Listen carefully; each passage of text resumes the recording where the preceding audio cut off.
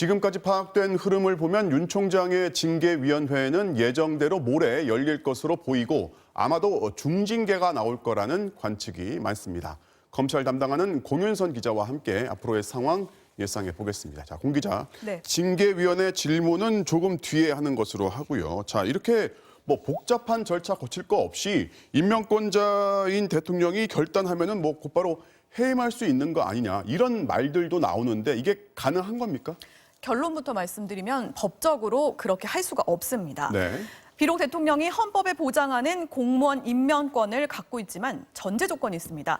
바로 법률에 따라서 해야 한다는 겁니다. 검찰청법은 총장 임기를 2년이라고 규정하고 있습니다. 또 검사는 탄핵이나 금고 이상의 형을 선고받은 게 아니라면 퇴직 처분을 할 수 없다고도 돼 있습니다. 검찰총장 역시 검사죠. 검사의 독립성과 정치적 중립을 보장하기 위해 마음대로 해임시킬 수 없게 법조항이 마련돼 있는 겁니다. 그러니까 이제 대통령이라고 해서 마음대로 이제 해임을 할 수 있는 게 아니라 이른바 이제 법과 절차에 따라서 해야 한다 이런 거잖아요. 네. 그래서 따로 검사 징계법이 있습니다. 네. 지금 추미애 장관이 징계를 추진하는 것도 바로 이 법에 따른 조치입니다.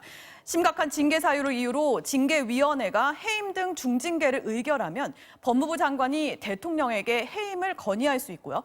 대통령이 이를 받아들여 집행하는 방식입니다.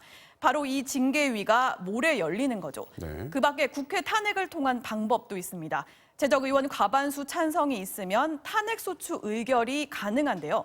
현 여권의 의석이면 불가능한 건 아니지만 정치적 부담을 고려하면 현실적인 가능성은 낮습니다. 자, 그래서 이제 징계위원회 결정이 중요한 것이고 이제 대통령이 징계위원회 결정을 근거로 해서 어떤 해임이나 이런 중징계를 결정해도 윤 총장은 또 그거에 대해서 법적인 대응을 할 수가 있는 거죠.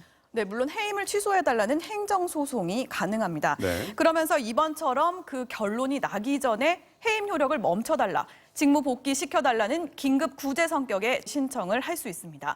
다만 징계위 등 모든 절차를 거쳐 해임 정도의 무거운 징계가 결정됐다면 윤 총장 입장에선 이번 직무 배제 때보다는 원하는 결정을 받아내긴 쉽지 않을 거란 관측이 있습니다.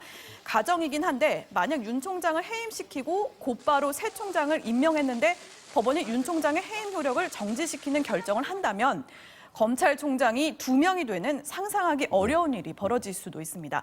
모레 중징계 결론이 나온다면 다시금 법적 다툼이 불가피한 게 현실입니다. 네, 잘 들었습니다. 지금까지 인권사법팀 공윤선 기자였습니다.